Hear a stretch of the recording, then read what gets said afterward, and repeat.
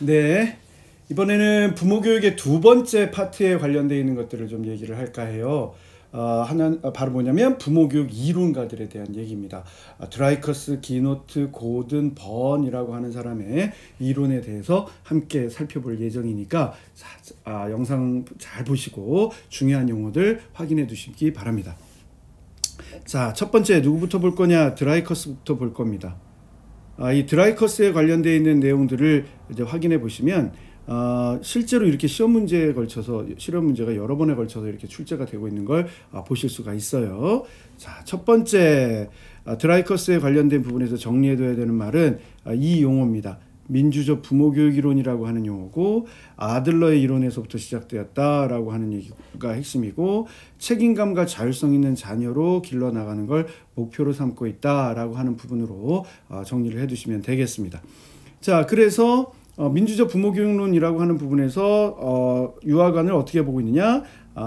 인간관으로 동등한 권리를 누구나가 다 가지고 있다라고 여기고, 부모와 자녀가 상호 존중하는 것이 생활의 기본이다라고 하는 부분으로 정리를 해둘 수가 있습니다. 우선 드라이커스 이론에서 가장 중요하게 여러분들이 챙겨두셔야 되는 건 다름 아니라 바로 이 심리적 목표에 관련되어 있는 얘기예요. 세 가지의 목표가 있었죠. 세 가지 시작. 직접적, 중간적, 장기적 목표. 직접적 목표는 상황이 일어날 때마다 즉각적으로 설정이 되는 것. 중간적 목표는 다른 사람 편안함과 우세함, 삶의 의미 찾기 등과 같은 것들. 장기적 목표는 궁극적으로 항상 어떤 인격적 가치를 갖추고 살아갈 것인가에 초점을 두고 있는 내용들이었다라고 보시면 됩니다. 그 중에서 이제 문제가 되는 게 유아들이 이 직접적 목표를 적절하게 사용하지 못했을 때가 문제가 된다. 주로 이 직접적 목표를 사용하는 것의 원천적인 감정은 어디에서 오게 되느냐? 소속감을 느끼기 위한 부분에서 나타나게 된다. 그래서 이 소속감을 느끼기 위해서 다음과 같은 네 가지의 유아 행동이 있다. 자, 한번 해볼까요? 시작. 관심 끌기, 힘행사하기, 보복하기, 무능력함 보이기라고 하는 것. 관심 끌기의 핵심에 대한 내용은 유아들이 무엇을 받을 수 있다고 생각해요? 주의 집중을 받을 수 있다고 생각해요. 그래서 어떤 행동들이 예예요? 징징 우는 소리를 하거나 하는 형태의 예예요. 그 다음에 동생을 괴롭히는 행동들이 예예요.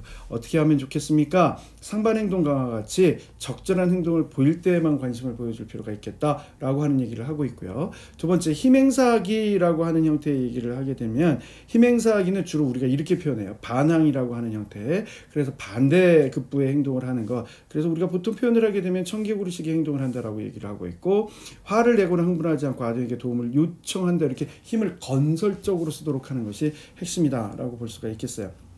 그 다음에 안갚은 보복하기, 본인이 받은 심리적 상처만큼 다른 사람에게도 상처를 줘야 된다라고 얘기를 하는 거. 그래서 안갚은 보복, 복수 이런 용어들이 표지어가 되겠고요. 핵심이 되는 거는 그래서 감정을 상하지 않도록 해서 하고 유아와 신뢰적 관계를 형성해 나가는 것이 필요하다라고 하는 것으로 정리를 해둘 수가 있습니다. 그 다음번에 무능력함 보이기에 해당되는 것을 보게 되면 맨 마지막에 나타나는 거, 그래서 포기나 퇴행 등의 행동이 나타나게 된다. 그러나 이 단계쯤에 하게 되면 무기력감으로 가버리기 때문에 조금이라도 변화된 일이 생기면 격려하고 관심을 보여주는 게 필요하다라고 얘기를 했었어요. 자, 그 다음번에 우리가 주목해 줘야 되는 거는, 그렇다면 어떻게 하면 이 직접적 목표 중에서 잘못된 목표를 변경해 나갈 수가 있겠습니까? 라고 하는 형태의 내용들이죠. 부모 자신의 감정 상태와 유아의 행동 목적을 점검하면서 가야 된다라고 하는 얘기들이 나오고, 첫 번째 얘기는 그래서 인식 반응을 유도할 필요가 있겠다. 그래서 본인이 어떤 특정한 형태의 행동을 했는데 적절하지 않다라면 그 부적절함을 느낄 수 있도록 하는 거. 눈을 깜빡임을 유아도 보일 수 있고 부모도 보일 수 있다는 것이죠. 그 다음에 이제 가장 많이 나오는 것 중에 하나가 이런 얘기죠. 벌 대신에 뭘 사용하더라? 귀결을 사용하더라라고 하는 형태의 내용이에요. 그래서 귀결이라고 하는 형태는 다시 두 가지로 나눠지는데, 하나는 무슨 귀결? 논리적 귀결. 두 번째는 무슨 귀결? 자연적 귀결로 나눠지더라. 논리적 귀결에 의한 것의 핵심은, 자연적 귀결과의 차이점에서 핵심은 바로 이 내용이에요. 합의의 과정이 들어간다라고 하는 형태로 보시면 되겠어요. 그래서 이 논리적 귀결이 갖고 있는 특성을 처벌의 특성들과 비교해 보면, 일단 처벌은 과거 행동 때문에 현재 영향을 미친다면, 논리적 귀결은 현재와 미래 행동에 책임감을 가지고 갖출 수 있도록 하는 것. 그래서 과거에 세우는 기준에 복종하도록 하는 건 처벌, 현재의 가치에 비추어서 선택을 허용하도록 하는 건 논리적 귀결이라고 하는 것. 따라서 인격 자체에 대한 도덕적 판단을 하기보다는 행동에 대한 책임을 갖도록 하는 것이 논리적 귀결의 특성이다라고 보시면 되겠고, 자연적 귀결이라고 하는 건 뭐냐? 자연적 귀결이라고 하는 건 본인이 선택해서 한 행동, 그것이 합의의 과정을 거치지 않았더라도 본인이 생각해서 얻었던 행동에 대해서 그 결과에 대한 책임을 스스로 감내할 수 있도록 하는 거. 이게 예를 보시면 하는데, 늑장을 부리다가 아침밥을 못 먹은 아이가 배고픈 경험을 하고 나서는 다음날 서둘러서 빨리 준비를 하게 되는 그런 형태를 말한다. 그래서 이 자연적 귀결과 논리적 귀결의 차이는 이 합의점에 대한 부분에 있다라고 하는 부분에 초점을 좀 두시면 훨씬 더 도움이 될 수 있을 것 같습니다. 그 다음번에 시험 문제에 나와서 우리를 굉장히 당혹스럽게 만들었던 것 중에 하나입니다. 바로 칭찬과 격려를 구분하는 형태의 내용이 나와요. 바로 칭찬은 주로 통제 방법으로 쓰이면 외적 통제라고 얘기를 한다면, 격려는 내적 통제라고 볼 수 있어요. 칭찬은 절대적 기준에 도달했을 때 갖는 거라면, 격려는 증가된 어떤 성취 혹은 노력 정도에 초점을 두고 있어요. 그래서 주로 외적 평가에 초점을 두는 것이 칭찬이라면, 자기 스스로에 대한 느낌을 갖는 게 내적 평가에 관련된 것으로 갖는 게 바로 격려에 해당되는 것이다. 이렇게 보아 나가시면 되겠습니다. 여기까지 좀 봐서 하나, 드라이커스에 대한 얘기를 어느 정도 마무리 졌고요. 두 번째 얘기는 이제 기노트에 대한 얘기를 좀 해 나가도록 할 거예요. 기노트도 첫 번째 뭐부터 기억해야 되냐? 이론의 이름부터 기억해야 됩니다. 인본주의 교육 이론. 기노트 얘기하게 되면 배경 학자들 세 사람 정도는 기억하고 있어야 돼요. 첫째 로저스, 둘째 메슬로우, 세 번째 엑슬린. 다 뭐 인본주의 이론가 등에 해당되는 내용들이죠. 그러면 이 인본주의 이론이라고 하는 것이 갖고 있는 의미 중에 가장 중요한 용어가 뭐가 있겠습니까? 자아실현이에요.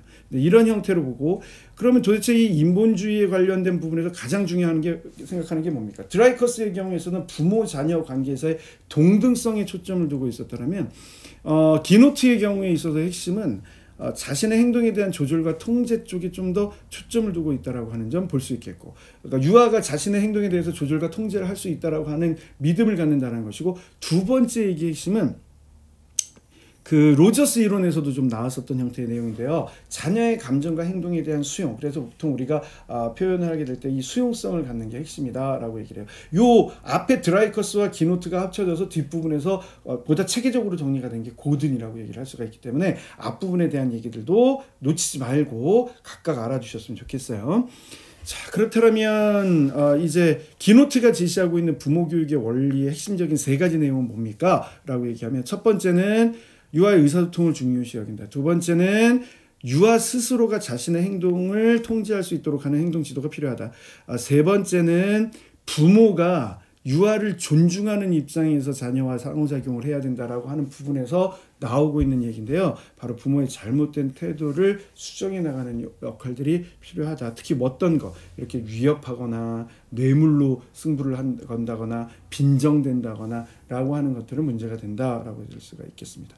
자, 이제 우리가 이제 주목해 줘야 되는 내용들이 나오는데, 예전에는 이런 거 생각 안 했었다 그랬었죠. 근데 요즘엔 어때요? 이런 부모 교육 프로그램의 단계, 그러니까 시험 문제에서는 그 교육의 실제에 해당되는 것도 요즘에 굉장히 중요하게 다루기 시작을 한단 말이에요. 근데 그런 부분에서 자, 4개의 단계를 얘기를 해봅니다. 준비됐나요? 자, 4개의 단계 시작. 첫 번째, 경험과 불평 드러내기. 두 번째, 감수성 높이기. 세 번째, 개념 형성하기. 네 번째, 기술 익히기.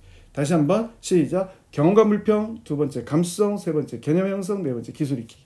경험과 불평 드러놓기에 관련되어 있는 부분은 부모들이 모였을 때 부모들이 갖는 어려움에 대한 상호 공감대, 그리고 그걸 얘기함으로써 정화 효과를 갖는다. 이런 부분으로 좀 정리를 했고요. 감수성 높이기의 핵심은 어디 있어요? 유아의 입장에서 문제를 생각하고 해결해 나가는 과정이다. 개념 형성하기라고 하는 부분에서는 뭐가 핵심이에요? 배운, 알게 된 이론을 실제에 적용해 보는 관계다. 기술 익히기는 각자 적합한 양육 기술, 적합한, 배운 대로 하는 게 아니라 각자에게 적합한, 그래서 실행해 보고 다시 와서 실행해보고 가정에서 실습과 훈련을 구체적으로 해나가는 형태의 것들이 바로 기술이치기다라고 보시면 되겠습니다. 네 가지 내용으로 보시면 되겠고요. 그래서 공감대를 형성하고 마음의 여유를 얻는 그런 과정으로 우리는 이 이론들을 좀 보아 나간다. 기노트 이론을 좀 보아 나간다라고 보시면 되겠습니다. 공감대 형성, 마음의 여유를 가질 수 있다. 자, 훈육 방법 중에 핵심의 하나는 유아를 훈육할 때는 간결하고 분명한 언어로 표현하고 수용할 수 있는 행동과 수용할 수 없는 행동을 분명하게 규정한다. 앞에서 얘기했던 것처럼 권위라고 하는 부분이 이런 부분에서 나오는 거거든요. 한 4가지 단계 반복해서 얘기해주고 분명하게 통제하는 잘못된 행동을 규정해주고 대안적인 방법을 제시해주고 그 다음에 부모가 통제할 때 일어나는 분노의 감정을 그러니까 부모가 유아의 행동을 통제할 때 생기는 감정을 유아들이 인식할 수 있도록 또 그거에 대응하는 감정을 또 유아들이 표현할 수 있도록 도와줄 필요가 있겠다라고 하는 것도 정리해 주시면 됩니다. 코스텔릭 얘기도 연결지어서 다 나중에는 또 확인을 좀 해 두실 필요가 있겠죠. 자, 우선 그 다음 얘기 이런 부분에 이제 시험 문제가 나오는 건데 로저스의 인간 중심 상담론 3가지 정리해 봅니다. 첫 번째 뭐 진실성, 두 번째 뭐 무조건적인 존중, 세 번째 뭐 정확한 공감적 이해라고 하는 입장으로 정리를 합니다. 진실성이라고 하는 말은 상담이론 자체로 설명하면 그러니까 고전에 가면 이제 나전달법 이런 거로 나오게 되는데 상담자가 내담자의 관계에서 경험하는 그 감정이나 태도를 있는 그대로 솔직하게 드러낸다. 다음 무조건적인 존중이라고 하는 형태는 행동이나 감정 등을 수용하고 소중히 여기는 걸 말한다. 정확한 공감적 이해는 적극적 경청 행위를 통해서 그러니까 위에 무조건적인 존중이 판단하지 않는다는 것에 초점을 둔다면 정확한 공감적 이해는 적극적 경청을 통해서 그의 입장에서 상황을 이해하고 내담자 자신의 생각과 행동의 불일치를 확인시켜 준다라고 하는 것으로 보아나가시면 됩니다. 자, 다음은 보시다시피 아주 중요한 이론가네요. 고든이라고 하는 사람이 제시하고 있는 이론입니다. 이름하여 명칭으로 따지고 보면 부모 효율성 훈련이라고 하는 것이고 개념은 부모와 자녀의 관계 개선이고 뭘 통해서 관계를 개선하게 되느냐? 대화 기법을 사용해서 관계를 개선하게 된다.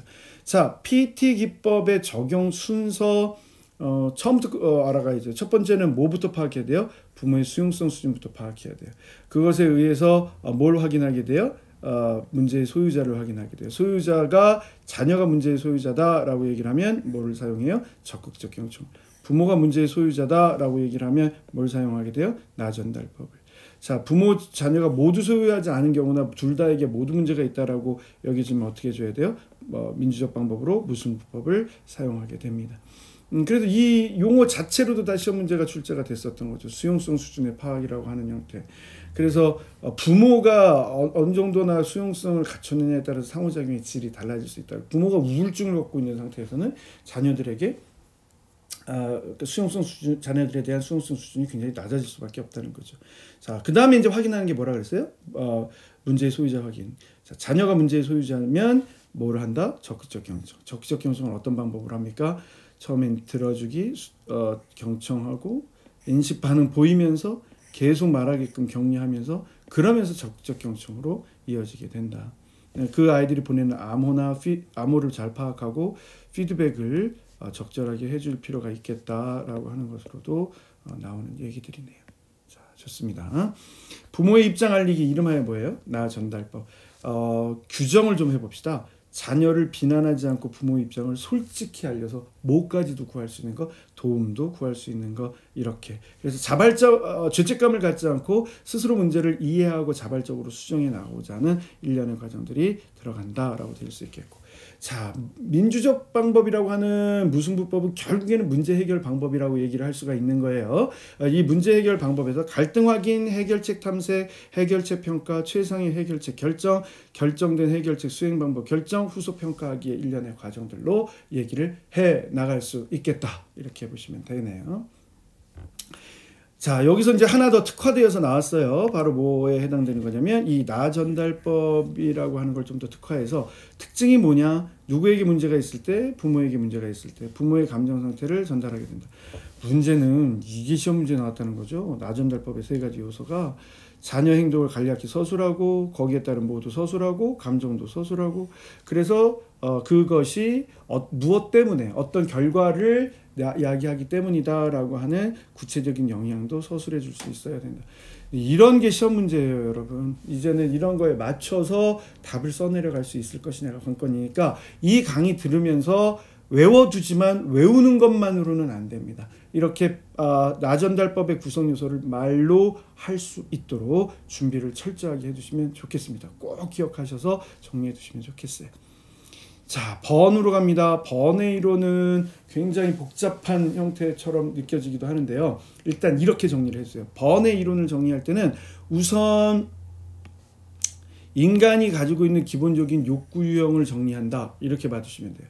그래서 뭐 인정의 욕구 여러 가지 등도 있는데 가장 보편적인 건 자극, 구조와 자세 욕구가 있다. 자극의 욕구를 이름하여 인정의 욕구, 스트로크를 받고자 하는 형태의 욕구라고도 얘기를 할 수 있겠고, 또 그래서 자신이 대하는 사람과 사람 사이의 관계에 의해서 자아가 어떻게 작용하느냐에 의해서 부모 자녀 관계를 규정하려고 하는 이론이 에릭 번의 이론이기 때문에 사람과 사람이 모여서 어떻게 시간을 보내려고 하느냐 아니면 어떻게 감정을 느끼려고 하느냐에 따라서 구조하는 방법이 나와요.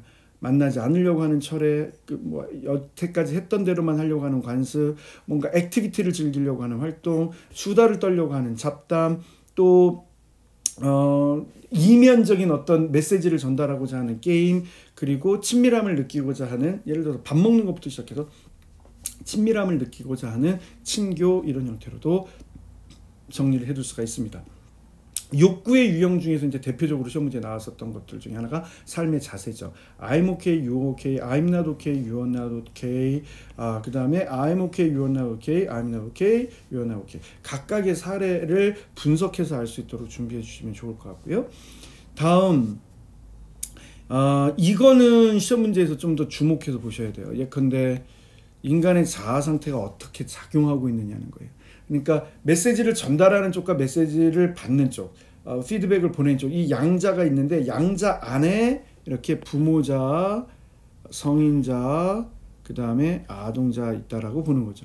이것이 하나의 자아 상태로 규정이 된다라고 하는 거예요. 그러면 또 다른 입장에 있는 부모자, 성인자, 아동자를 가진 사람이 이런 형태에서 이 부모자의 형태로 가게 되느냐, 성인자의 형태로 가게 되느냐, 아동자의 형태를 발휘하느냐, 어디로 보내느냐, 받는 사람이 이 부모자로 받느냐, 성인자로 받느냐, 아동자로 받느냐, 또 보낼 때는 어떤 입장으로 보내느냐, 이런 것들을 구분하고 정리해 주실 수 있어야 됩니다. 자, 부모자는 두 가지로 나눠요. 하나는 양육적 부모자라고 하는 형태가 있고, 두 번째는 통제적 부모자라고 하는 형태도 있고, 아동자도 천성자 어린이자와 계작자 어린이자 이렇게 나눕니다. 이렇게 구분해 주시면 좋겠어요. 부모자는 돌보려고 하는 마음과 통제하려고 하는 마음, 이 두 가지가 있는 거. 성인자는 객관성을 유지하고 사실에 근거해서 판단하려고 하는 거. 아동자는 즐거움을 추구하려는 것과 그 다음에 기대나 욕구에 부응하려고 하는 형태. 자율적으로 행하려고 하는 형태와 기대에 부응하려는 형태. 이런 형태로 나눠진다고 볼 수 있어요. 그때 이제 그 자극의 유형을 우리가 표현하기를 스트로크 이렇게 표현하기도 하죠. 그래서 긍정적 스트로크 안에도 조건과 무조건이 있고, 부정적 스트로크도 조건과 무조건이 존재할 수 있다. 문제는 상호 교류가 일어나고자 했을 때 그들 간의 그 교류의 이미지나 의도나 또 교류의 양상을 뭐라고 설명을 하느냐? 인생각본이라 그래요. 번의 이론의 핵심입니다. 스트로크, 자극을 받고 자극을 주려고 하는 거, 교류를 하려고 하는 형태는 뭐에 따라서 쓰여지는 인생각본에 따라 다르다. 대부분의 사람들은 평범한 각본이나 파괴적인 패자 각본 등도 있다라고 생각하지만, 우리가 부모 교육을 통해서 유아들에게 길러주고자 하는 것은 바로 이 성공적인 승자 각본을 가지려고 하는 거다. 자, 봐보시면 인생의 목표를 스스로 설정하는 것. 여기 이제 가장 핵심적인 용어가 하나 나오죠. 뭐를 이루어내는 게 바로 성공적인 승자 각본이라 그래요? 자아실현을 이뤄내는 게 성공적인 승자 각본이라 그래요. 네, 요게 표지어가 되는 겁니다. 요 표지어를 놓고 각본 차이를 비교해 두시면 좋을 것 같습니다. 자, 그 각본에 의해서 사람들이 교류를 할 때 나타나는 현상들이 하나는 보완적 교류, 두 번째는 교차적 교류. 교차적 교류는 서로 대화가 단절되는 형태이지만 오래도록 기분에 안 좋고 많이 남는 형태의 내용이 잠재적 상호교류예요. 자, 기대하는 대로 반응을 해주는 건 보완적 상호교류. 두 가지 형태의 자아로서. 교차적 교류는 기대하지 않는 것으로 자아의 스트로크가 왔을 때 인간관계가 원만해지지 않으면서 나타나는 형태의 문제. 잠재적 교류는 특히 이 게임이라는 영역 혹은 이 이중적 상호교류라고 하는 영역, 이런 부분들이 이제 문제라고 보는데요. 사람이 표리부동해야 되는데 겉으로 보내는 메시지의 내용과 안으로 깔리는 어떤 의미가 다른 것은 이중적 상호교류고, 그것을 느껴서 똑같이 기분이 나쁜 애에도 불구하고 표면적으로는 기분 좋게 하고 또 상대방에 대해서 뭔가 다른 메시지를 전달하는 건 이건 심리적 게임이라고 얘기합니다. 문제는 이 심리적 게임이 가속화되면 결국엔 대립적 관계에서 관계가 틀어지게 되는 그런 문제가 된다는 것이고, 빈정됨 이런 것들이 이제 심리적 게임에 해당되는 것들에 포함이 되는 것들이다, 이렇게 보시면 되죠. 자, 자아 상태 구조적 병리는 크게 두 가지 형태로 나뉩니다. 기억하셔야죠. 하나는 뭐 오염, 두 번째는 뭐 배제. 특히 성인자가 제대로 활동을 하지 못할 상태를 보통 우리가 뭐라고 불러요? 오염. 그것이 부모자에 의해서 오염됐을 때 우리는 뭐라고 불러요? 편견. 아동자로부터 오염이 됐을 때 뭐라 그래요? 망상.